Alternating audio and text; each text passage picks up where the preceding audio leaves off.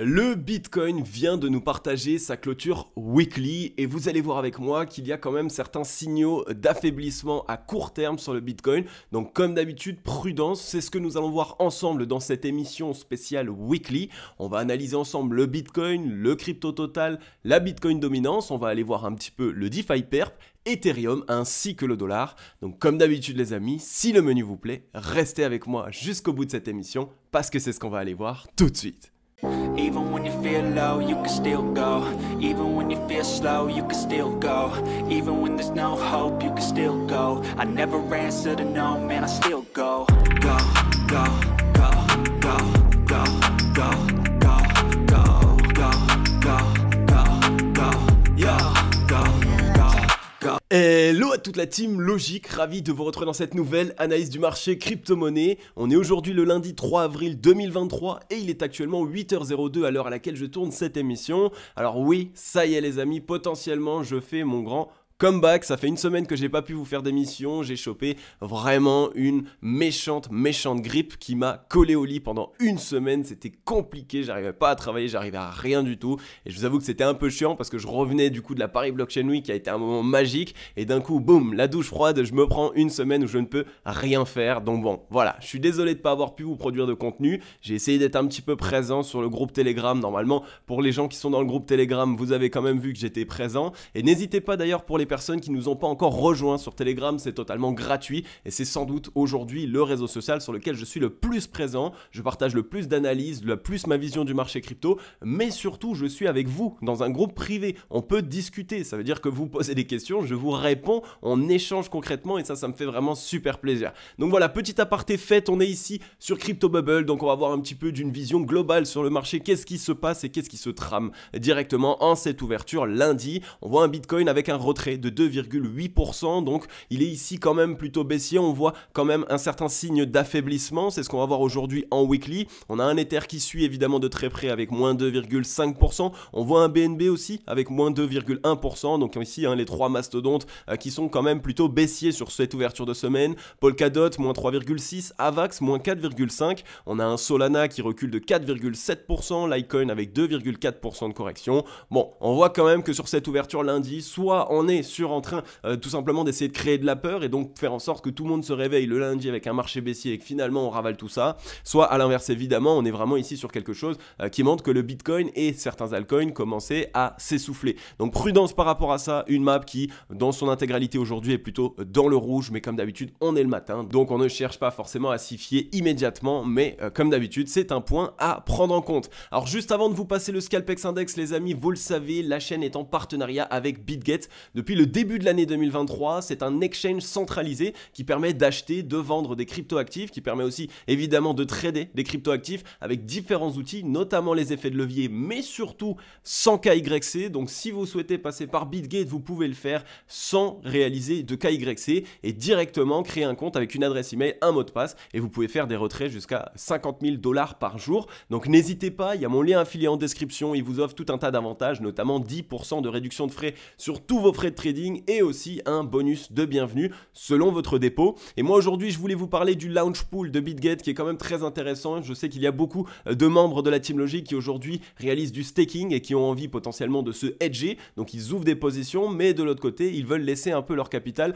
leur procurer des rendements tout simplement entre guillemets sans rien faire, même s'il y a toujours un petit peu de risque dans n'importe quel outil qu'on utilise qui nous procure du rendement, mais en tout cas je sais qu'il y en a beaucoup qui l'utilisent. Donc on a ici le launch pool qui est plutôt bien fourni ici de la part de BitGet puisque on a des launch pools assez efficaces et en ce moment ça tourne autour du CAPS. Donc le CAPS, pour beaucoup, je pense, vous avez quand même beaucoup entendu parler, c'est ici directement le token de Ternoa. Vous avez la possibilité ici d'obtenir un APY de 74% en prêtant tout simplement, en stakant à la fois des BGB, donc le token natif de BitGet, et à la fois des CAPS, le token natif de Ternoa. Et vous avez une pool, une deuxième pool que vous pouvez aussi rejoindre si vous n'avez pas de BGB ou que vous ne voulez pas en détenir. C'est la pool avec Polkadot. Donc il faut détenir évidemment du Polkadot ainsi que du CAPS et ça vous permet d'obtenir 74% 67% de rendement annualisé. Donc ça peut être très intéressant si vous détenez déjà du CAPS, si en plus de ça vous avez du Polkadot, alors n'hésitez pas. Ensuite on en avait ici une belle pool aussi évidemment de celle de Arbitrum qui est aujourd'hui terminée, dans laquelle il fallait ici évidemment détenir un petit peu de Grail et un petit peu d'Arbitrum pour 76%.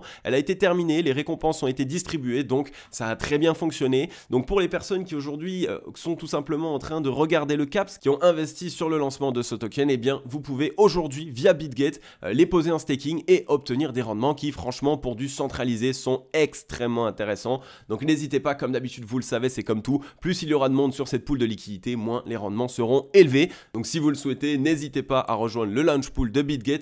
Si vous voulez en plus de ça récompenser la chaîne, alors n'hésitez pas à passer par mon lien en description.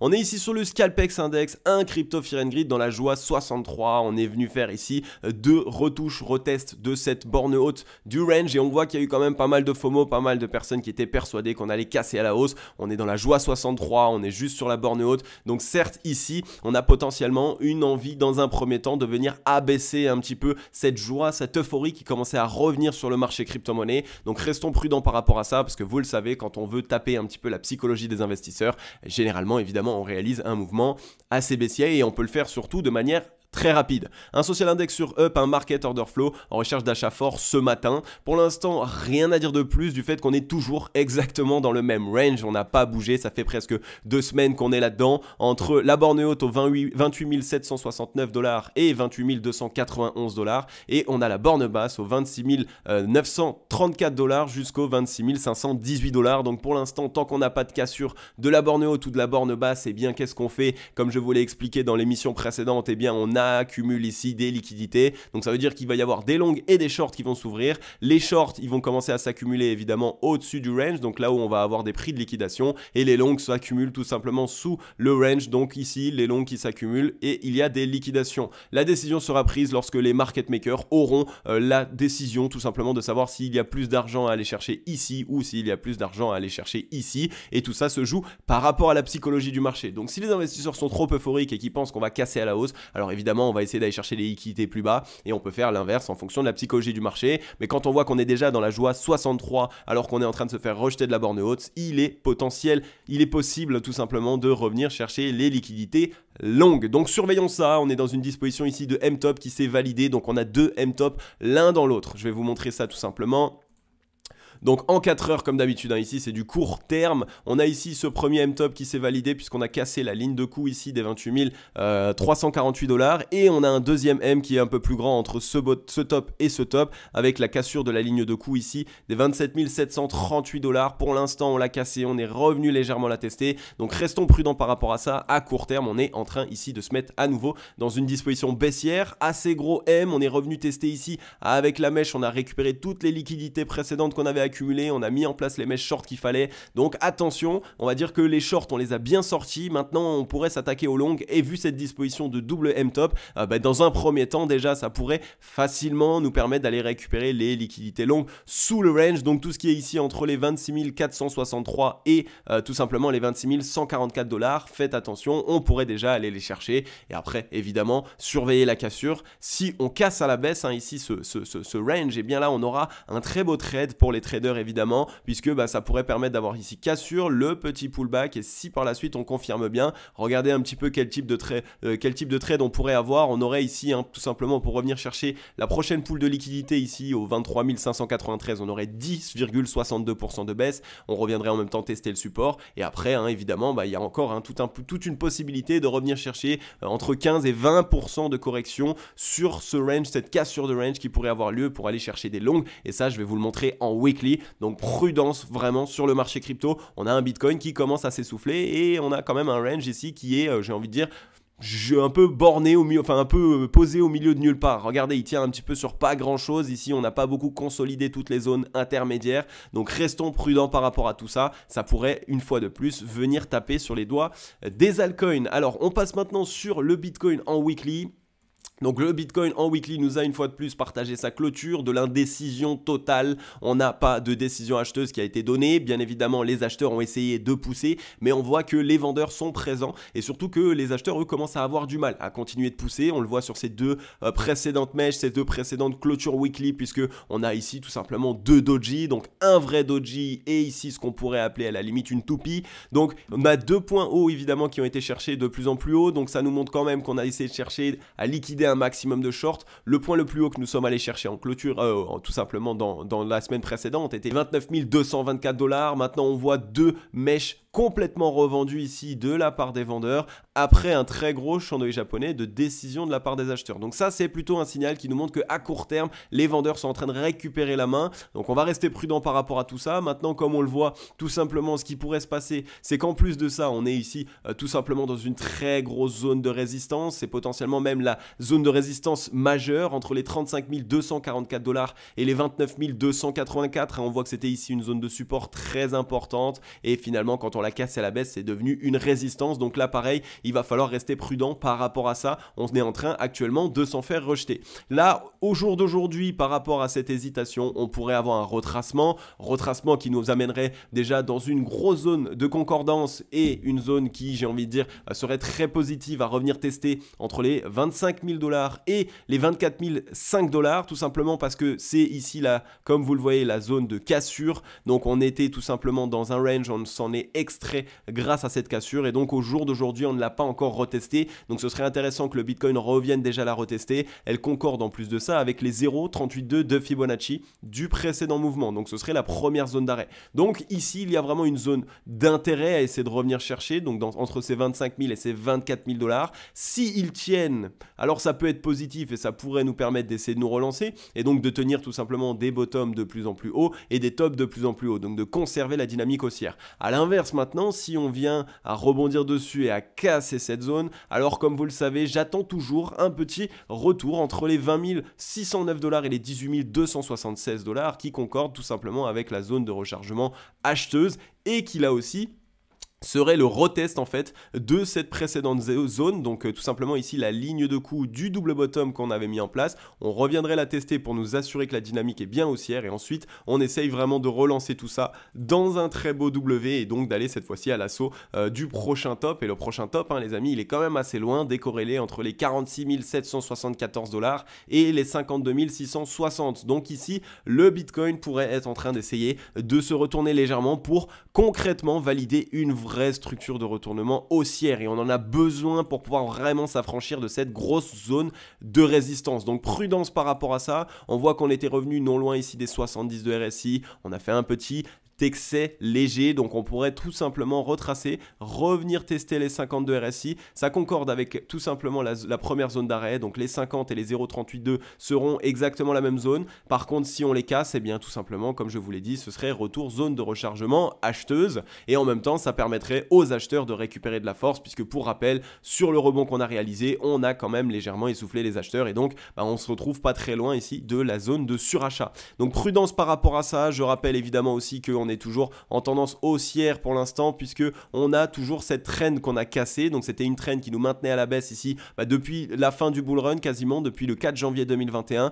Cassure de cette trend, donc récupération du momentum de la part des acheteurs. Maintenant, tout ce qu'on veut voir, c'est un W de l'autre côté de la trend. Si on a bien ce W de l'autre côté de la trend, ça veut dire qu'on a retesté la demande et que la demande a bien été validée pour les acheteurs et donc que le momentum, cette fois-ci, ça y est, on est bien sur un retour de momentum acheteur. Donc prudence par rapport à ça, on garde bien tout ça en tête évidemment. Sur le ratio long short, on voit qu'on peine un petit peu à continuer de pousser. On était bien au-dessus de la zone de neutralité. Il serait intéressant d'essayer de revenir la tester. De toute façon, au jour d'aujourd'hui, les acheteurs n'ont plus grande force pour arriver jusqu'à la zone de surachat et les vendeurs, eux, se sont bien gardés de récupérer de la force. Donc prudence, on pourrait avoir ici un léger retracement sur le Bitcoin et vous le savez, retracement sur le Bitcoin veut dire évidemment qu'on risque de retracer un peu plus fortement sur les alts. Et maintenant, tout simplement, du côté du ruban de MyMobile, quand on veut tout simplement localiser le prix, eh bien on voit qu'on est venu mettre en place ces deux doji, ces deux chandeliers japonais d'hésitation sur le MA89. Les mèches ont été rachetées tout de même, donc pour l'instant, on est en train tout simplement d'assister à un retest de le MA89, mais on n'a pas clôturé en dessous. Donc c'est cette semaine-là qui va être décisive. Si on clôture en dessous de le MA89, alors c'est un vrai signal de retracement pour aller chercher simplement une zone de support et rebondir par la suite. Là, je ne nous vois pas retracer et nous remettre dans une tendance baissière, c'est pas du tout ce que je vois. Mais par contre, à l'inverse, évidemment, si on tient le MA89, alors attention, là, on pourrait vraiment essayer de faire la décorrélation ou alors au moins venir piquer réellement dans cette zone de résistance avant le léger rejet. Donc prudence par rapport à tout ça. Pour l'instant, on est encore en train de travailler le MA89, dernière zone de résistance du ruban de MyMobile. Par contre, si on le réintègre, là, à ce moment-là, on risque du coup de bien valider une tendance baissière à court terme. Alors, ce serait pas forcément une tendance, mais ce serait au moins un retracement baissier. Maintenant, on est sur le crypto total. Alors, sur le crypto total, ce qu'on n'avait pas encore vu ensemble, c'est que pour l'instant, on est toujours dans notre range et que le crypto total, lui, n'est pas revenu faire un top ici plus haut réellement que le précédent. On a un top qui est exactement sur la même ligne, donc ça nous montre que pour l'instant, on conserve le range. On est revenu chercher les liquidités short au-dessus de ce range, mais qu'on est toujours à l'intérieur en clôture. Donc pareil, prudence par rapport à ça, puisque le crypto total pourrait se faire rejeter comme le Bitcoin, un retour au 0,382 qui nous ramènerait tester entre les 1013 et les 1000 milliards de capitalisation, la zone psychologique ultime. Donc ici, tranquillement revenir tester la zone. Et à la limite, pareil que sur le Bitcoin, si jamais on n'arrive pas à garder cette zone des 0,382, alors on pourrait revenir tout simplement zone de rechargement acheteuse entre les 910 milliards et les 822 milliards de capitalisation, ce qui serait ici vraiment le mouvement nécessaire pour par la suite essayer de relancer tout ça et voir vraiment des altcoins repartir à la hausse à nouveau. Donc prudence là aussi par rapport à ça, ça ferait quand même une correction assez conséquente sur les alts, donc attention, jusqu'au 0,382 on aurait 10 à 11% de correction et jusqu'à la zone de rechargement acheteuse on pourrait avoir entre 20 et 25%, donc restez prudent. Par contre, ce que j'ai oublié de vous dire, c'est pourquoi est-ce que je verrais une correction un retracement sur le Bitcoin, tout simplement parce que rappelez-vous d'une chose, et là cette fois-ci il faut que je vous le montre tout simplement en daily, c'est que ici on a eu un très fort rebond en V-bottom, d'accord? Vous le savez, généralement quand on veut une reprise haussière, on vient mettre en place des double bottom. Ici ça a été reprise en V-bottom, donc pour l'instant il n'y a pas de réelle structure de reprise haussière puisqu'on avait cassé le bottom précédent et même si on l'a réintégré. Donc pour l'instant tout n'est pas encore très propre. Et ce que je voulais vous montrer par rapport à ça en fait, c'est tout simplement que regardez, la performance qui a été réalisée sur ce petit short squeeze ici, eh bien elle est très importante tout de même. On est sur 45% de hausse. 45% de hausse, ça veut dire qu'on a sorti tous les shorts en effet de levier jusqu'à x3, x2,5 même. Donc on a sorti quasiment tous les shorts en effet de levier. Donc ce type de short squeeze là, c'est un mouvement qui est très rapide et qui justement est en place pour venir liquider les shorts. Et là, c'est exactement ce qu'on a fait. Avec 45% de hausse ici, on a sorti tous les shorts qui étaient en effet de levier. Donc la majorité des shorts sont directement out. Et donc pour cette raison, un retracement ici qui nous ramènerait au 0,382, ce serait 13% de baisse. Donc ici, on aurait tout simplement tous les effets de levier jusqu'à tac que j'essaye de réfléchir, jusqu'à un petit peu plus de x10, x12, x13 ce serait directement sorti et ensuite si on revient en zone de rechargement acheteuse, là on aurait vraiment la liquidation de tous les effets de levier jusqu'à x3, donc on aurait tous les longs en x3 qui sont dehors et tous les longs en x3 et plus qui seraient sortis. Donc ça c'est un signal qui nous montre quand même que ce short squeeze est venu liquider le nombre de shorts qu'il avait à liquider et que maintenant l'objectif potentiel de la smart money est d'essayer de venir liquider un petit peu les longues qui se sont accumulées sur toutes ces zones de consolidation ici ainsi que ici, donc tout ce qui se passe sous les 23 000 $. Donc je voulais tout simplement vous montrer ça sur le Bitcoin. Maintenant sur le crypto total, comme je vous l'ai montré tout à l'heure, pareil, c'est la même chose que sur le Bitcoin. Pour l'instant on est dans une grosse zone de résistance, on est en train de se faire rejeter. N'oubliez pas une chose, c'est que sur le crypto total on est toujours ici dans la zone de rechargement acheteuse long terme, donc ça nous montre que malgré tout ce qui se passe dans ces zones ici sur les alts, eh bien ça peut être des opportunités d'achat, tout simplement parce que les altcoins, on le rappelle, ils ont corrigé de l'ordre de 75 à 95% sur ce bear market. Donc on est toujours ici dans des potentielles opportunités d'achat sur les alts, surtout si on vient assister à un retracement. Sur la Bitcoin dominance, très simple, ça on en a parlé ensemble déjà depuis plusieurs semaines. La Bitcoin dominance est extrêmement bull, on a eu ce très beau W de reprise weekly, retest ici de la ligne de coup avec cette petite consolidation. On est non loin de la zone de la borne haute du range, donc il s'est ici compris au 48,62%. Il faudra qu'on surveille qu'est-ce qu'il se passe dans cette zone. Est-ce qu'on s'essouffle et on retrace? Et est-ce que ce retracement-là aura la nécessité tout simplement de retracer pour revenir chercher la borne basse, ou est-ce qu'on sera tout simplement ici sur un retracement pour cette fois-ci vraiment s'extraire du range et enfin revoir une capitalisation du Bitcoin reprendre de la force comme on l'avait toujours connu à l'époque. Donc prudence par rapport à ça, on est dans un range qui est très long terme puisqu'on parle d'un range dans lequel on est ici depuis, j'arrive pas à voir à cause de là mon petit panel, depuis le 17 mai 2021, donc ça fait ici quand même très longtemps qu'on est dans ce range sur la Bitcoin dominance et surtout qu'en ce moment on a vu pas mal d'altcoins tomber à néant et beaucoup d'investisseurs qui se réfugient dans le Bitcoin, donc ce serait pas dingue je pense que la Bitcoin dominance essaye de s'extraire de ce range à la hausse. Donc qu'est-ce que ça veut dire pour les gens qui ne comprennent pas? Ça veut tout simplement dire que le Bitcoin risque de réaliser des meilleures performances que les altcoins pendant une belle période de temps. Comme d'habitude on va assister à des altcoin season, mais dans un premier temps le Bitcoin lui sera potentiellement plus fort. Du coup du côté de la DeFi, on en a parlé la semaine précédente dans mon émission weekly, je vous avais dit là on a une très belle opportunité qui s'offre et regardez on avait mis en place ici ce petit M certes mais pour l'instant il est en train d'être sauvé, la clôture weekly ici qui est en train d'être donnée, elle n'est pas encore actuelle, donc on l'aura je pense d'ici quelques heures. On voit qu'on est en train de sauver le bottom précédent, donc là c'est une très bonne disposition puisqu'on pourrait être tout simplement ici dans un smiling setup. Le smiling setup c'est quoi? C'est tout simplement un M qui va être sauvé finalement sur le bottom précédent pour envoyer un W. Et donc là, double bottom, smiling setup, reprise de la DeFi. Donc en plus de ça, comme je vous l'ai dit, sur le secteur de la DeFi, il y a eu une très grosse correction. Ça a été vraiment ici, là, c'est un des secteurs qui a été le plus délaissé alors que c'est un des secteurs le plus important. Donc je pense concrètement qu'il y a de très grosses opportunités à essayer de se faire ici du côté du secteur de la DeFi. On a eu de grosses corrections. C'est toujours un secteur qui est nécessaire au marché crypto-monnaie. Donc à surveiller. Personnellement, je commence petit à petit à essayer de surveiller tous les projets qui sont du secteur de la DeFi. Maintenant, on passe sur Ether. Sur Ether, comme je vous l'ai déjà dit, on est toujours dans la même disposition, triangle de compression, avec ici une zone de résistance entre les 2035 $ et les 1752. Et on a évidemment cette trend ici qui pour l'instant tient tous les bottoms à la hausse. Donc on est revenu chercher la borne haute, comme d'habitude vous le savez, quand on revient chercher la borne haute sur un actif et qu'on est dans une compression, et bien par la suite, si on s'en fait rejeter et qu'on n'arrive pas à la casser, on revient chercher la borne basse qui ici est tout simplement une trend.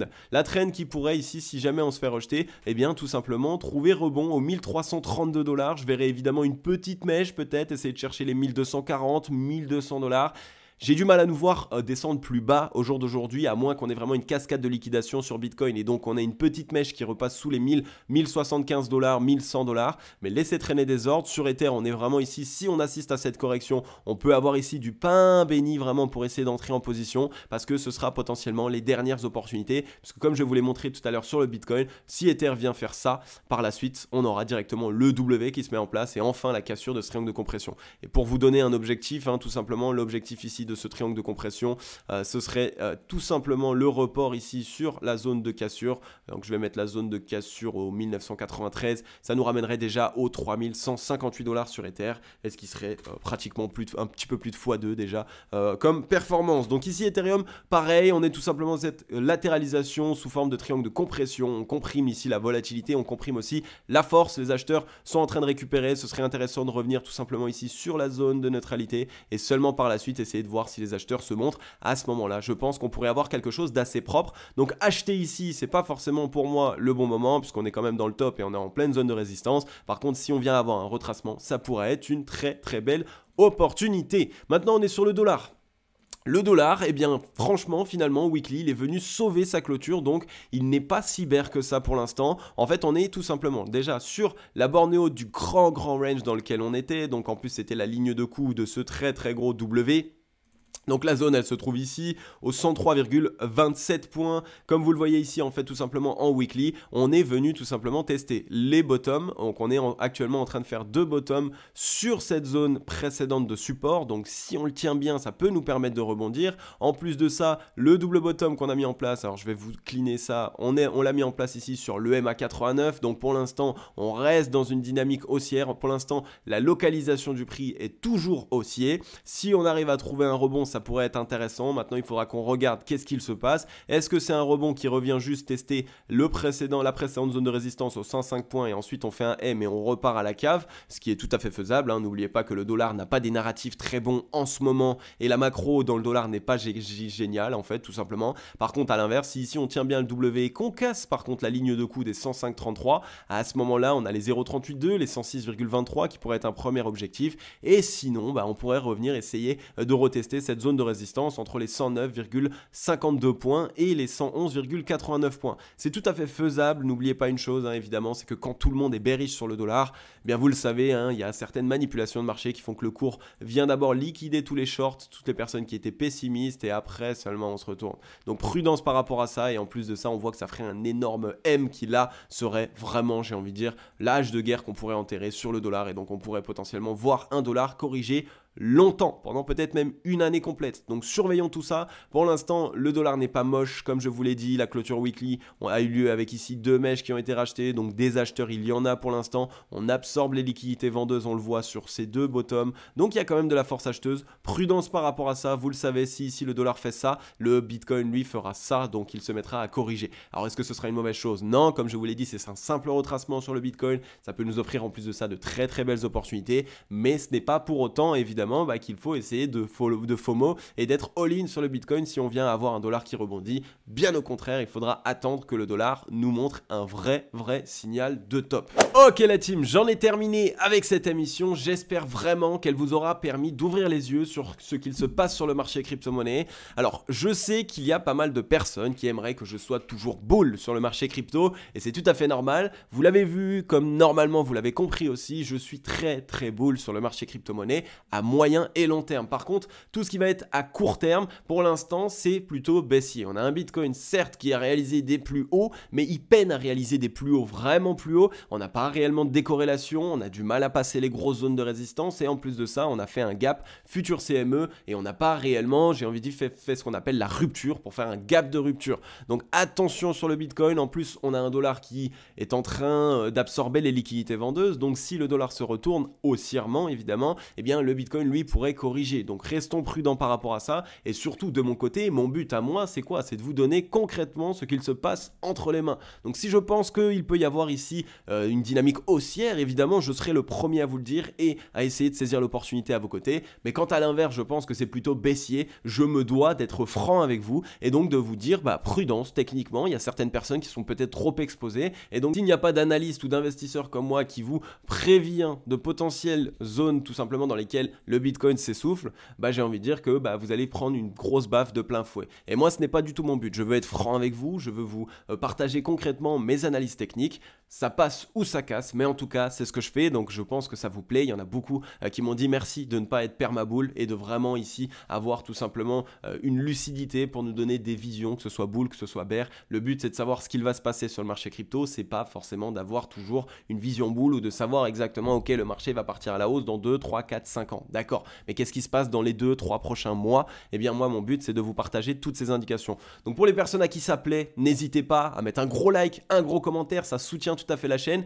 Et pour les autres évidemment, abonnez-vous aussi, rejoignez la grande team Logic. On est plus de 15 500 membres, ça fait vraiment super plaisir. Bienvenue à toutes les personnes qui nous rejoignent au quotidien. Et voilà, de mon côté les amis, comme d'habitude je vous le dis, on se retrouve demain dans la prochaine émission. Je suis de retour avec un petit peu d'énergie, donc j'espère qu'elle vous motive un maximum. Et bon sur ce les amis, passez une super semaine. Je vais vous souhaiter à tous et à toutes une agréable journée ou une agréable soirée. C'était Crypto Logic. Ciao, bye bye.